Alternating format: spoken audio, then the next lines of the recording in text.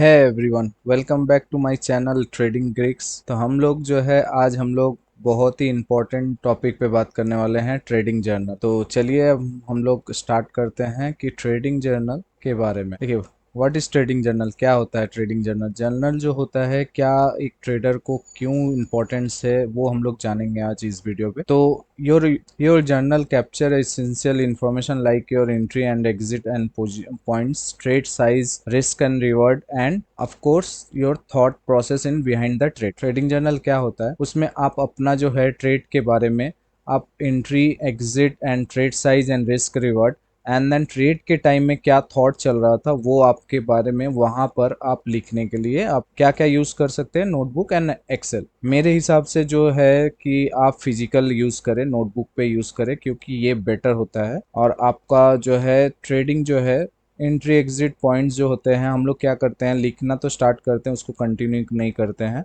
वो भी गलत है।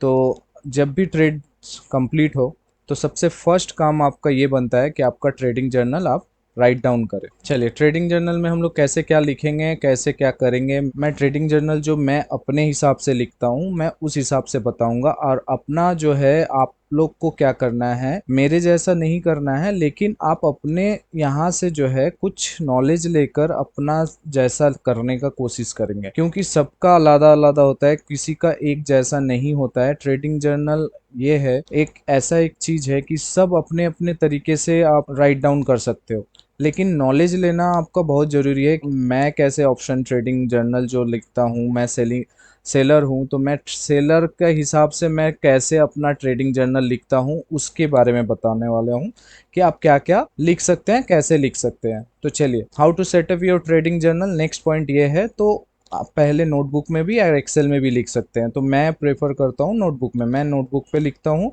तो मैं पहला क्या लिखता हूँ, डेट। उसके बाद इंस्ट्रूमेंट में क्या लिखता हूँ, निफ्टी या बैंक निफ्टी या फिन निफ्टी या सेंसेक्स, जिसमें मैंने ट्रेड किया उसके वो लिखता हूँ। स्ट्राइक प्राइस में मैंने ट्रेड किया, देखिए मैंने एग्जांपल लिया हूँ लास्ट ट्रेड का, 5/10/2024 का, तो मैं यहाँ पर इसका एग्जांपल लिया हूँ। तो मैंने ट्रेड किया निफ्टी पे, तो मैं निफ्टी लिख दूंगा। 25,400 का कॉल मैंने सेल किया था, तो ये 25,000 कॉल, 400 कॉल सेल करने के बाद यहाँ पर नीचे में मैं सेल लिखूंगा। और यहाँ पर 25,400 का जो कॉल था, ये क्या था, ये 5 नंबर पे आउट द मनी था, क्योंकि कल फ्राइडे था, इसी वजह से। तो मैं इस तरीके से लिखूंगा। ये हो गया मेरा स्ट्राइक प्राइस का डिटेल। अगर सपोज ये एट द मनी होता है, तो मैं ये नहीं लिखकर एट द मनी लिखूंगा। क्यों लिखना जरूरी है, क्योंकि आप कौन सा स्ट्राइक प्राइस में कंफर्टेबल हो, धीरे धीरे धीरे धीरे आप जो है आउट द मनी से आप इन एट द मनी जा सकते हो, उसके बाद इन द मनी जा सकते हो। क्योंकि जैसे जैसे आप ऊपर की तरफ जाओगे, प्रीमियम वैसे ही वैसे वॉलेटाइल होते हैं। तो धीरे धीरे आप इसको संभालना सीख जाओगे, तो फिर इसको संभालना सीख जाओगे, तो फिर इसको भी संभालना सीख जाओगे। मेरा हद में क्या होता है, मैं ये दोनों तो बहुत अच्छे तरीके से हैंडल कर लेता हूँ। इन द मनी कभी कभी मेरे लिए डिफिकल्ट क्रिएट कर देता है। क्यों, जब मैं श्योर शॉट होता हूँ, इन द मनी में सेल करता हूँ, तो मैं इन द मनी का क्या करता हूँ, जब मैं सेल करने के बाद वो अगर लेने के बाद निफ्टी अगर साइडवेज हो जाए, तो इन द मनी में बार बार मेरा ट्रेलिंग एसएल हिट होता है, तो ये दिक्कत देने वाला है। तो मैं क्या करता हूँ, ज्यादातर कोशिश करता हूँ आउट द मनी और एट द मनी में सेल करने के लिए। नेक्स्ट पॉइंट जो है, पोजीशन साइजिंग जो है जरूर लिखे। क्यों, अभी देख रहे हैं न्यू न्यू सेवी रूल्स ला रहे हैं, कभी लॉट साइजिंग कम कर दे रहे हैं, कभी लॉट साइजिंग बढ़ा दे रहे हैं। तो आपका क्लियरिटी बहुत जरूरी है। आप कुछ भी करिए जिंदगी में, क्लियरिटी बहुत जरूरी है। आप क्लियरिटी रखिए कि आपको कितना सेल करना है। तो मेरा हिसाब से 100 क्वांटिटी सेल करना है 4 लॉट पे। अगर निफ्टी, अभी बात चल रहा है कि लॉट साइजिंग बढ़ाने का, अगर निफ्टी का अगर लॉट साइजिंग फिर से 50 हो जाता है, तो यहाँ पर मेरे को क्या करना होगा, सिर्फ 100 क्वांटिटी वही लिखा रहेगा, सिर्फ 4 लॉट का जगह 2 लॉट लिखना पड़ेगा। हो गया, सेम चीज, क्वांटिटी सेम रहेगा, और 4 लॉट्स की जगह 2 लॉट लिख दूंगा। बस न्यूज से और क्वांटिटी से, अगर लॉट से मेरे से कोई फर्क नहीं पड़ता, अगर मैं क्वांटिटी मेरा दिमाग में मैं फिक्स रख। वैसे ही बैंक निफ्टी का भी सेम है, एंट्री साइजिंग मतलब एंट्री टाइमिंग। एंट्री टाइमिंग क्या है, 120 रुपीज। ये 120 रुपीज एंट्री लिखने के बाद इसके नीचे मैं क्या करता हूँ, एंट्री टाइम लिख देता हूँ, क्योंकि ये मुझे समझ में आता है। धरिए मेरा एंट्री टाइमिंग हुआ 9:20 पे या 9:24 पे, तो 920 मैंने लिख दिया। एसएल कितना था 130 रुपीज पे, तो मैंने ये भी लिख दिया। अब मैंने यहाँ पर लिखा exit point and time. Time जो लिखा हूँ सब में टाइम होगा। 118 पे एग्जिट किया, सपोज मैंने मार्केट से आउट किया कम से कम 9:45 पे, तो मैं ये टाइम लिख दूंगा। तो मैं कितना देर रहा, कौन सा टाइम में रहा, ये टाइम लिखने का सबसे बड़ा रीजन है कि आप कौन सा टाइम में सबसे ज्यादा मार्केट को आप समझ पा रहे हो। तो उस हिसाब से आप उस बेस पे जो टाइम में आप सबसे अच्छा ट्रेड कर पा रहे हो उस टाइम को चूज करके आप ट्रेड करिए। तो आपका प्रॉफिटेबल होने का चांसेस बहुत ज़्यादा हाई रहेगा, क्योंकि टाइम जो है, आप कौन सा टाइम में आप वेरिएशन आप जो है समझते हैं मार्केट को, मेन है मार्केट को समझना।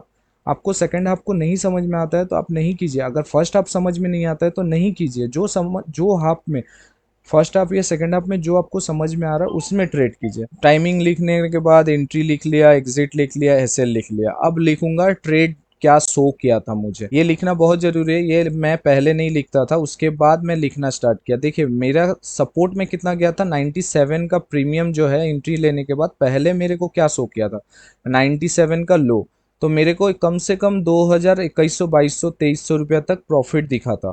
2000 का प्रॉफिट जो है बाइंग का लेकर 1600 रुपया प्रॉफिट दिखा था, वो वीडियो है जाके देख सकते हैं। मैंने जो है ट्रेड लेने के बाद मेरा मार्केट मेरे को प्रॉफिट कितना शो करवाया था वो लिखना ही पड़ता है, क्योंकि हम लोग हमेशा रिग्रेट करते हैं कि मार्केट ने इतना दिया था, मैंने थोड़ा देर रुक जाता तो मैं ये होता वो होता। तो वो नहीं सोचना है, आप राइट डाउन कीजिए।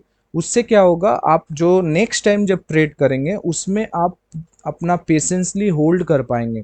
क्योंकि आप बार बार जब लिखेंगे कि मेरा एग्जिट होने के बाद और सपोर्ट में गया, मेरा एग्जिट होने के बाद और सपोर्ट में गया, आप उसको जो लिखते लिखते जब आप कोशिश करेंगे कि नहीं आज मैं होल्ड करूंगा, तो उस दिन जिस दिन आपके सपोर्ट में जाने लगेगा तो आप उस दिन भी लर्निंग करेंगे कि हाँ अब मैं होल्ड करना सीख रहा हूँ धीरे धीरे। तो उसके बाद आ जाता है next point, trade outcome. Trade outcome मतलब क्या निकला, मेरा क्या निकला, 115 रुपीज का लॉस निकला। तो इसके नीचे मैं ऐसे डिवाइड देके लॉस लिख दूंगा, एग्जिट लिख दूंगा। ब्रोकरेज कितना निकला, 27 रुपीज का। रिस्क एंड रिवॉर्ड कितना लिखा, सपोज मेरा 1000 रुपया का लॉस था तो मैं 2000 रुपया तक प्रॉफिट देखा था, मैंने बुक नहीं कर पाया, दैट्स ओके, लेकिन मैंने 1:2 रेशियो तो देखा था, तो इसीलिए मैंने इसको लिखा हूँ। रिस्क एंड रिवॉर्ड 1:2 दिया था लेकिन मैंने बुक नहीं कर पाया। ये तो हो गया, ये सारे चीज हम लोग किस लिए कैसे कैसे लिखेंगे उसके बारे में। सेलिंग का अगर आप बाइंग करते हैं तो बाइंग का सेम यहाँ पर जब यहाँ पर लिखेंगे तो यहाँ मैं सेल लिखा हूँ, सिर्फ आप बाई कर दीजिएगा, बस हो जाएगा। चलिए नेक्स्ट पॉइंट में बढ़ते हैं। नेक्स्ट पॉइंट में क्या है, इमोशनल थॉट। ये इंपॉर्टेंट पॉइंट है क्योंकि ये आदमी लिखता नहीं है। ये सब आपको बताएंगे कि ऐसे ऐसे लिखना है, ये जरूरी है, लेकिन आपका इमोशन क्या हुआ था ये ट्रेड करने के बाद या चलते वक्त या एग्जिट करने के बाद, क्या क्या आप सोचे हैं और क्या क्या आपका थॉट आया था वो लिखना जरूरी है। देखिए क्या क्या है, व्हाट वेर यू थिंकिंग, माने क्या आप सोचे हैं, क्या फील किए हैं। ग्रीड एंड फियर क्या आपका साइकोलॉजी हिट किया है, तो इस हिसाब से आप लिखेंगे। जैसे मैंने लिखा कि 2000 प्रॉफिट शो किया था, एटलीस्ट मैं 40 to 50% प्रॉफिट बुक करना चाहिए था। तो पहला पॉइंट जो कि मुझे लगा कि यहाँ पर एटलीस्ट मैंने जो बोला यहाँ पर कि 1600 रुपया का करीब मैंने प्रॉफिट दिखा था, 1600-1700 रुपया का, तो एटलीस्ट 700-800 तक मैंने प्रॉफिट बुक करना चाहिए था। 700-800 अगर मैं बुक करता तो 0.8% मेरा कैपिटल का रिटर्न होता, तो वो मैंने नहीं कर पाया, तो मैंने सीटीसी के अराउंड में एग्जिट किया। तो दैट्स ओके, कोई बात नहीं, एटलीस्ट मैंने प्रॉफिट नहीं लिया तो अपना एसएल भी नहीं दिया, तो मैंने क्या किया, सीटीसी पे एग्जिट किया। अब देखिए उसके बाद सेकंड पॉइंट क्या लिखा, अच्छा हुआ सीटीसी पे एग्जिट किया, नहीं तो मेरा एसएल हिट होता, मेरा 1% का लॉस होता, जो कि मैंने नोटिस कराया, वीडियो पे भी दिखाया है। उसके बाद मैंने पॉइंट में क्या लिखा, सेकंड ट्रेड भी लेता तो भी एसएल हिट होता। तो मैंने क्या किया, उस दिन मैंने ट्रेड ही नहीं किया, क्योंकि मुझे समझ में आ गया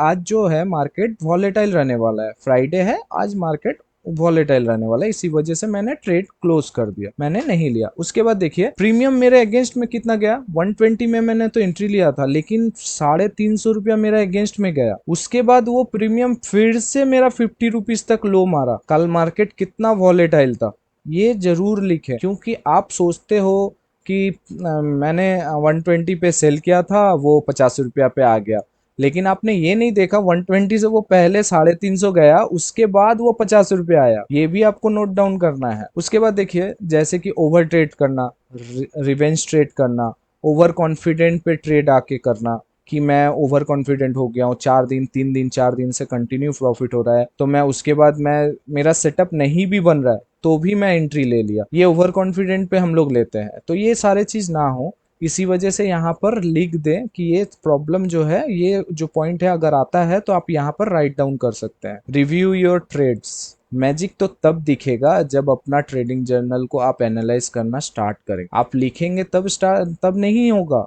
जब आप ट्रेडिंग जर्नल को, जब हॉलीडे के दिन, सैटरडे संडे के दिन या मार्केट ऑफ हो जाने के बाद, जब आप अपना ट्रेडिंग जर्नल को लेकर बैठेंगे और चार्ट को खोल के बैठेंगे, तो आपको उस टाइम समझ में आएगा कि क्या गलती कर रहे हैं। उस टाइम आपको समझ में आएगा कि आपको क्या करना चाहिए था और आपने किया क्या, तो उसको आप सुधारेंगे धीरे धीरे धीरे, तब जा आपका बेटर वर्जन मिलने वाला है नेक्स्ट टाइम। तो इस तरीके से आप रिव्यू करेंगे अपने ट्रेड्स को। सेकेंड पॉइंट देखिए क्या है, at the end each week month go back to journal and look for patterns. आपका पैटर्न्स देखिए कि आप कौन सा समय में आप बेस्ट ट्रेड करते हो। मेरा जैसा है, मैंने first week, second week, third week मेरा बहुत अच्छा ट्रेड होता है। फोर्थ वीक जो लास्ट वीक है मंथ का, जो वीक यहाँ पर ज्यादातर मेरा लॉस होता है, जो है प्रॉफिट बहुत कम होता है। तो मेरे को पैटर्न समझ में आने लगता है कि मैंने जो है, मुझे जो भी मेरा टारगेट है यहाँ पर मिलने वाला है, यहाँ पर नहीं मिलने वाला है। इसके लिए मैं लर्निंग करता हूँ। यहाँ मेरा लॉस परसेंटेज है, यहाँ मैं क्या करता हूँ, लॉस करता हूँ, यहाँ मेरा विन होता है। तो मैं ज्यादातर काम कहाँ करूंगा, विन पे तो करूंगा ही, लेकिन लॉस में जो है वो छोटा लॉस, स्मॉल लॉस के साथ मैं लर्निंग करते रहूंगा, क्योंकि इसको भी मुझे क्रैक करना है। लेकिन इस टाइम में मैं एग्रेसिव होकर ट्रेड नहीं करूंगा, इस टाइम मैं सेफ होकर ट्रेड करूंगा। नेक्स्ट पॉइंट पे यहाँ पर क्या बोला है, क्यों आप सक्सेसफुल हो रहे हो उसको खोजिए, क्यों आप लॉस कर रहे हो उसको खोजिए, और जो ये दोनों होने के बाद आप स्ट्रेटेजी में कंसिस्टेंसी लाइए और उस पे काम कीजिए कि एक सेटअप पे ध्यान दीजिए और उस पे कंसिस्टेंसी रखकर काम कीजिए, तो आपका जो है जर्नी धीरे धीरे आपके तरफ जाने लगेगा। चलिए, अब जो है टिप्स एंड जो एडवांस टिप्स ट्रेडिंग जर्नल के लिए, जो है इमोशन में जो आपको जो है ट्रैक कीजिए अपना जो इमोशन आ रहा है उस टाइम। ट्रेडिंग जर्नल बाद में मत लिखिए, संग संग लिखिए। आप जब ट्रेड कर चुके हैं उसके बाद, जब आपको लगता है कि मेरा आज डे का ट्रेड ऑफ करने वाले हैं, उसके बाद ही आपको ट्रेडिंग जर्नल लिखना है। और अपना जो है नोटिस कीजिए कौन सा पॉइंट, कौन सा इमोशनल मेरे ट्रेड करने के टाइम में ज्यादा मेरे ऊपर हावी हुआ। उसके बाद सेकंड पॉइंट देखिए क्या है, trading trades by strategy. If you multiple strategy, जो मैंने बताया, स्ट्रेटेजी बार बार चेंज नहीं कीजिए, एक ही स्ट्रेटेजी पे काम कीजिए, जो कि आपको उस स्ट्रेटेजी पे आपको कोई नहीं हरा सकता है। जैसे कि गोल क्या है, जैसे आप अपना तो ट्रेडिंग जर्नल लेके बैठे हैं और अपना जो है वीकली में आपने देखा कि मुझे क्या करना है। जैसे कि यहाँ पर लिखा हुआ है, मुझे क्या करना है, अपना स्टॉप लॉस पे स्ट्रिक्टली बैठना है, जो नंबर ऑफ ट्रेड है उसको रिड्यूस करना है। बहुत ही शांति से अपना गोल्स लिखे और उस पे नेक्स्ट वीक पे काम करें। जो आपका अंदर में जो खामियां हैं उस पे नेक्स्ट वीक पे धीरे धीरे काम करिए।